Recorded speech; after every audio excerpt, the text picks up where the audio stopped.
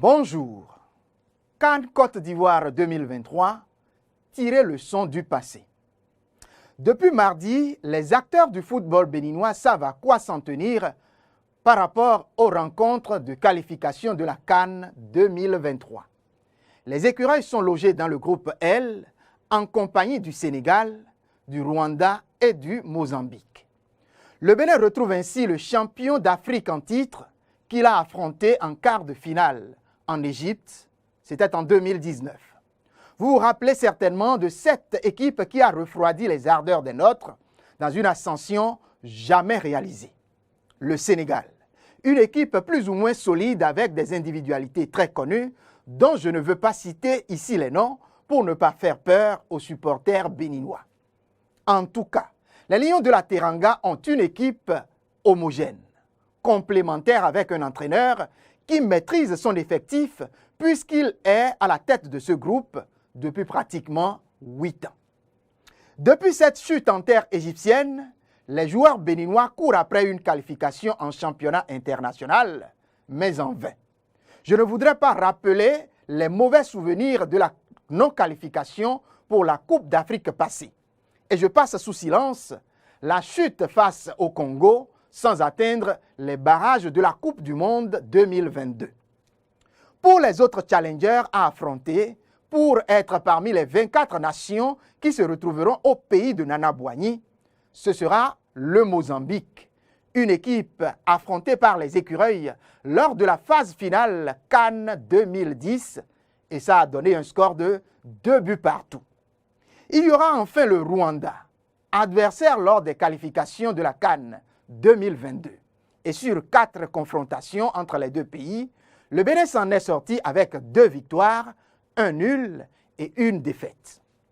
Mais tout ça, ce sont de vieux souvenirs. Aujourd'hui, il n'y a plus de petites équipes sur le continent, elles se valent presque toutes. C'est donc un groupe d'adversaires avec des relents de revanche que le Bénin affronte pour une probable qualification à venir. Revanche pour le Rwanda qui court une deuxième qualification après le rendez-vous de Tunisie en 2004. Les Amavubi ont engagé, d'ailleurs pour la circonstance, un entraîneur espagnol du nom de Carlos Ferrer, dont la mission est claire. Qualifier donc cette formation. La campagne débutera en juin prochain avec 2 journées. Et à quelques semaines de l'échéance, les écureuils du Bénin n'ont toujours pas un sélectionneur de façon claire. Je le dis d'autant plus que Moussa Latoundji, qui a accompagné les écureuils pour la dernière excursion en terre turque, n'a toujours pas été jusqu'ici confirmé.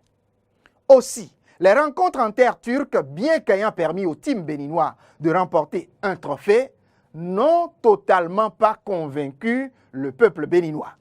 Surtout que les formations étaient, pour la plupart, des moins classées. À l'heure actuelle, aucun encadrement technique adéquat n'est encore mis en place pour ces échéances qui viennent pourtant à grands pas. Par ailleurs, il se révèle que les écureuils du Bénin n'ont pas encore la bonne stratégie, celle pour aborder les matchs qualificatifs, surtout quand il s'agit des dernières journées à l'extérieur. Les dernières joutes footballistiques éliminatoires nous l'ont si bien appris et à notre dépens. Et donc, membre de la Fédération béninoise de football, responsable du ministère des Sports, encadrement technique et sélectionneur intérimaire sont donc ici et maintenant interpellés. Car il faudra se lever tôt si réellement l'envie tant annoncée de participer au rendez-vous ivoirien ne va pas être qu'un vœu pieux. Seule l'une des 2 premières places du groupe est qualificative. Et, je vous le dis, aucune erreur ne sera tolérée. C'est donc mon opinion.